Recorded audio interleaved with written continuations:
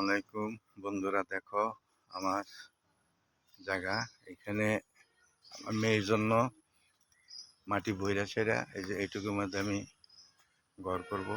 এখানে গাছপালা সব কেটে দেবো, এ করবো। এটা হলো আমার পুকুর, ঠিক আছে। এই পুকুরে মাছ আছে অনেক, দেশি মাছ, রুই কাতল মৃগা যা আছে সব এই পুকুরে ছাড়ছি আমি।